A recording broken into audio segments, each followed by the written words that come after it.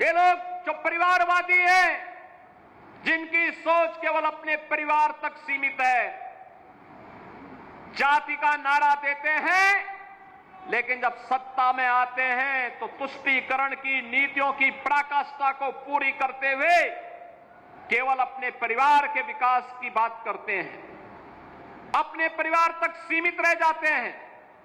आपने देखा होगा जब 22 अप्रैल को पहलगांव में पर्यटकों पर हमला हुआ था, आतंकी हमला हुआ था, समाजवादी पार्टी के नेताओं के बयान किस किस प्रकार के बयान आते हैं, ये पता लगाने में ही कठिनाई होती है कभी कभी कि ये समाजवादी पार्टी के नेता बयान दे रहे हैं या कोई पाकिस्तान का प्रवक्ता बयान दे रहा है।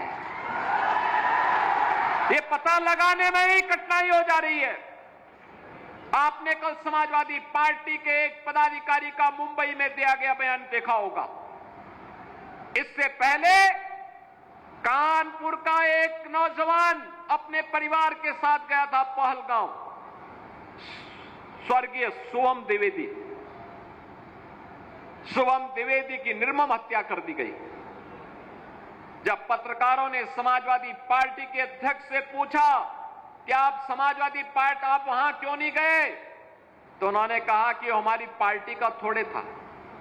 कितना दुर्भाग्यपूर्ण और शर्मनाक बयान है। बहनों और भाइयों, देश की संवेदना होनी चाहिए अपने नागरिकों पर। पूरा देश पार्टी लाइन से ऊपर उठ करके एक साथ इस घटना की निंदा कर रहा है और समाजवादी पार्टी के लोग इस प्रकार का दुर्भाग्यपूर्ण बयान देते हैं, इस प्रकार का दुर्भाग्यपूर्ण बयान देते हैं। पहलगांव की घटना में उनका एक राष्ट्रीय महासचिव बयान देता है, कहता हिंदू ने हिंदू को मारा है, यानी पाकिस्तान को क्लीन चिट देने की कुत्सित चेष्टा। उनका एक सांसद उससे भी घटिया स्तर का बयान देता है।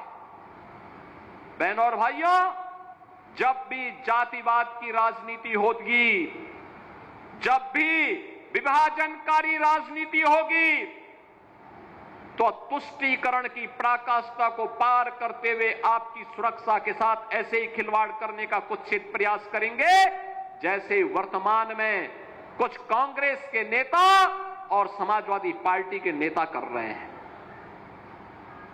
हमें एक स्वर से निंदा करनी चाहिए। आतंकवाद के खिलाफ देश की लड़ाई प्रधानमंत्री मोदी जी के नेतृत्व में 144 करोड़ के भारत को एक स्वर से लड़ना चाहिए। एक स्वर से प्रधानमंत्री मोदी जी के नेतृत्व में आतंकवाद का नेस्तनाबूद करने के संकल्प के साथ आगे बढ़ना चाहिए। इस संकल्प के साथ अगर हम आगे बढ़ेंगे तो जैसे 10 वर्ष में आपने देश से आतंकवाद को, नक्सलवाद को, उग्रवाद को समाप्त होते हुए देखा होगा, ऐसे ही जो थोड़े तत्व अब सिर उठाने का प्रयास कर रहे हैं, इनके भी जहन्नुम में जाने के दिन बहुत शीघ्र सामने दिखाई देंगे।